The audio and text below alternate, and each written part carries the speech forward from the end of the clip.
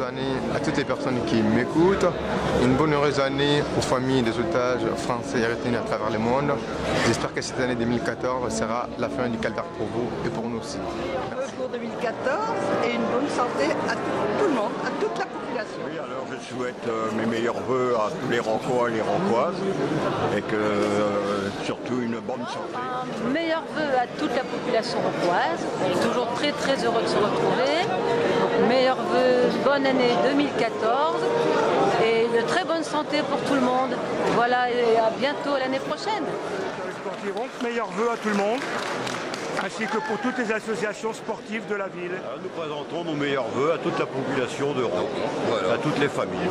Voilà. Et que Ronc continue à marcher comme il marche actuellement.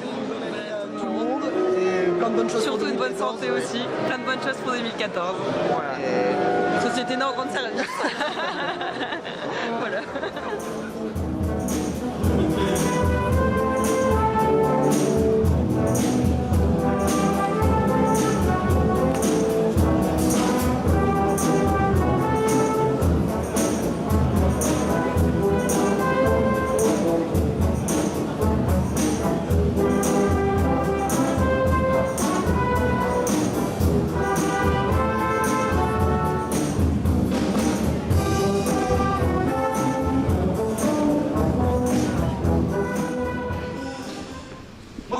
J'ai toujours une grande émotion et un réel plaisir à me retrouver face à vous, même si c'est très fort, parce que vous êtes très nombreux, pour vous présenter des vœux de bonne année et surtout de bonne santé.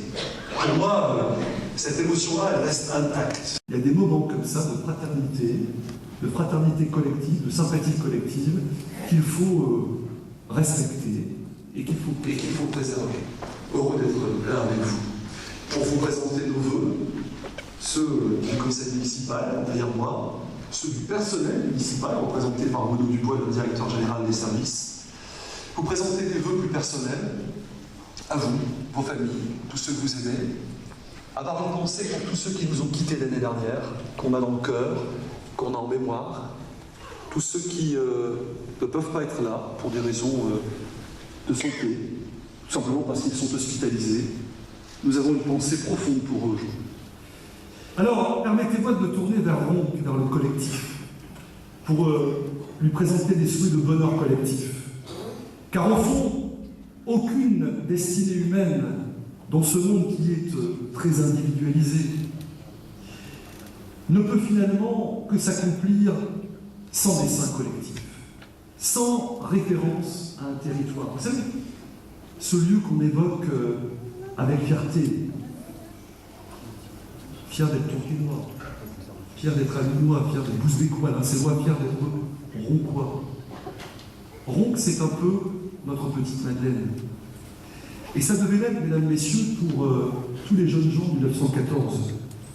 Ils avaient la nostalgie de leur village, la nostalgie de leur famille restée au pays. Ronc, disait-il, était leur petite patrie.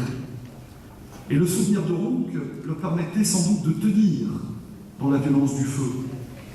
Un siècle plus tard, nous sommes, nous, tous, des métropolitains. Et si on est des métropolitains, on demeure tout de même fidèlement, viscéralement attachés à notre territoire communal. L'I-Métropole, c'est un outil de coopération technique, mais dans le respect des communes. Le fait communal n'est pas nié. Il est au contraire sublimé. Et c'est tant mieux comme ça. Et en ces années de commémoration de la Grande Guerre que nous avons vécue, je me tourne notamment vers les anciens combattants, nous allons faire mémoire naturellement de tous ceux qui nous ont précédés sur cette terre de Ronc.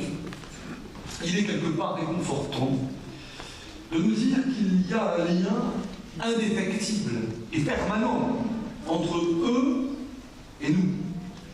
Ce tenace besoin terriblement humain de nous savoir de quelque part, d'un pays, d'une ville. Ronc, c'est pas une ville où on réside comme ça, différemment, parce qu'il faut bien vivre quelque part. Non, c'est une ville qu'on a choisi, qu'on habite, que l'on vit pleinement, passionnément, à travers les services, à travers les écoles, les commerces, les activités économiques, les loisirs, les associations. Ronc, c'est pas une ville qu'on vit par intermittence, C'est une ville habitée dans tous les sens du terme. Ville habitée par ses aménagements, ceux du centre, ceux du Blanc-Four. Et l'année passée, on a été heureux de pouvoir inaugurer les aménagements du Blanc-Four, avec un parvis renouvelé devant l'église Saint-Roch, avec un agréable square paysager, avec du supplément pour les places de stationnement, avec une maison de quartier, avec les services pour la petite enfance. Et puis bientôt, c'est les travaux de rénovation de la rue Mille, devant le Blanc-Four, qui commenceront, avec autant d'argent public investi au centre du Blanc-Four, pas de jaloux. Et ce chantier qui était particulièrement difficile à coordonner, parce que beaucoup d'intervenants sur un même petit bout de territoire a mobilisé les intelligences, les finances de la ville, de l'île métropole, du Conseil général. Et je veux ici remercier, saluer tous les élus qui s'y sont impliqués, qui ont passé du temps. Je veux aussi saluer toutes les entreprises qui ont travaillé. Pourquoi? Parce que les villes, par leur commande publique, donnent du travail aux entreprises. Nous avons soutenu, mesdames, messieurs, 500 petites et moyennes entreprises. 500. Les villes sont les premières donneuses d'ordre pour l'artisanat. Et quand j'entends qu'on réduit les dotations publiques, celles de l'État pour les communes, je m'inquiète parce que non seulement c'est un mauvais coup qui est fait aux communes, mais c'est aussi un mauvais coup porté à l'économie privée qui fait turbiner, qui crée de l'emploi, qui crée de l'emploi durable. On se passe très bien aussi, mesdames, messieurs, du stress que nous ressentons, nous les maires, à gérer un certain nombre de dossiers. Sécurité publique, réforme des rythmes de l'école, sécurité publique. Vous savez, vous avez lu que dans le cadre de la rénovation du centre, nous avons conforté, en accord avec la police nationale, notre commissariat et les travaux, les aménagements, en lien avec la ville de Lincel. 370 000 pour Ron, 80 000 pour Lincel.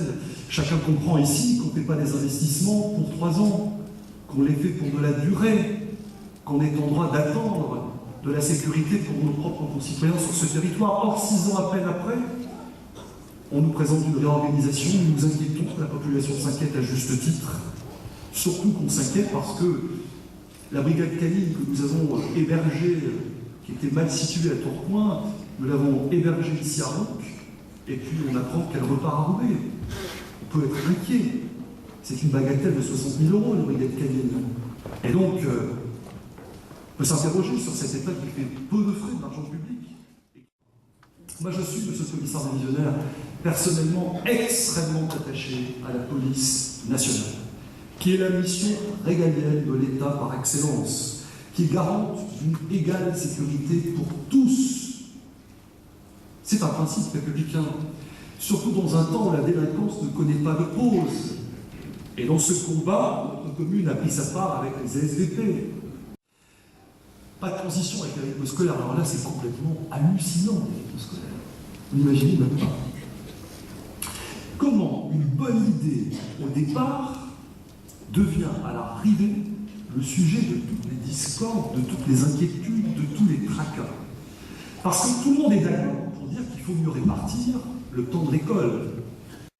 Alors qu'est-ce qui s'est passé dans cette année? Problème de communication, problème de méthode, c'est sûr, mais pas seulement.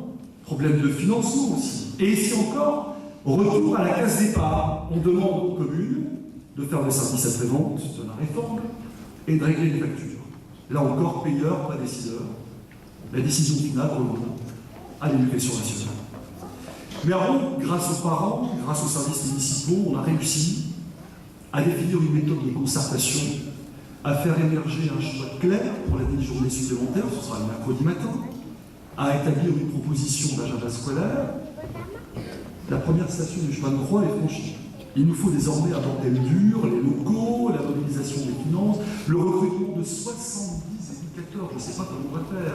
Et un parent d'élève, ce qui est ici, me faisait remarquer cette semaine qu'à un moment où l'État lutte contre la précarité de l'emploi, on va précariser un certain nombre de personnels qui vont travailler entre 3h30 et 4h30, avec impossibilité d'économiser les moyens, parce que tout le monde travaillera en même temps dans le temps périscolaire. Un bon moment de mettre, pas la première pierre, mais de planter le premier érable avec Michel-François Delannoy et la communauté urbaine. Grand moment. Grand moment parce que Ce parc d'activité, il est quand même complètement moderne, il a été bien pensé, il renouvelle la vision qu'on a du parc d'activité moderne. C'est le premier parc d'activité du XXIe siècle que propose une métropole, parce qu'on en a besoin, parce qu'on a une tradition ici à Ronc d'accueillir les entreprises, parce que je le répète, seule l'entreprise crée l'emploi local. Et donc c'est une heureuse nouvelle. Et puis des bonnes nouvelles. Les bonnes nouvelles, elles sont là-bas. Elles viennent de Sédinkeni au Mali. Vous savez, le village frère. Les Sédinkéniens vont bien. Le village se développe. On y accède désormais par Bafouladé, par des routes goudronnées. Voilà. Il y a l'éclairage public, il y a de l'eau potable dans les bords de fontaines, mais aussi au robinet, dans les concessions. À côté du centre de santé, il y a maintenant un cabinet médical privé où on peut faire des échographies, on peut faire des analyses de sang. Il y a un centre nutritionnel pour les enfants. L'économie locale est aussi soutenue par une industrie d'extraction du marbre. On est très heureux pour vous. Et le visage de Sédinkeni, sa voix, sont aujourd'hui incarnés par le petit jeune qui va se lever, qui s'appelle Khalidou. Bonjour Khalidou.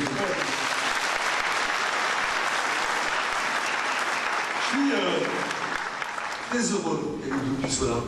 Très. Parce que ici, tu es chez toi, comme on sait que les Roncois sont chez eux, au village de Sédinkeni. Khalidou, c'est le jeune génération Ronc Sédinkeni. Il a pu étudier au village grâce à l'action de coopération décentralisée de Ronc. Et il est aujourd'hui à Paris pour faire des études d'avocat, rien que ça. Et je souhaite pour lui qu'il soit le spécialiste du droit numérique. Et qu'il pourra là-bas, en Mali, briller par son expertise, son savoir-faire et son expérience. C'est à la fois le berceau de l'humanité, mais c'est aussi 6% de la croissance mondiale actuelle. 6%. Ça fait rêver, 6%. On a combien de sous-écoutés ici ? 6%.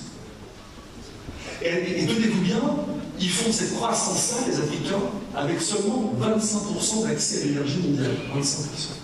Alors que nous, lorsqu'on a fait notre révolution industrielle, on produisait. Ils savent faire, les Africains. C'est un moment fort dans la vie de nos communes.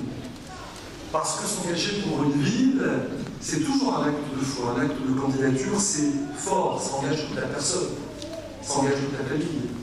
C'est une vraie responsabilité citoyenne. Et je souhaite que cette campagne soit à la hauteur de notre ville, modérée dans sa tonalité, résolue dans ses propositions, ciblant les projets d'intérêt général et non personne.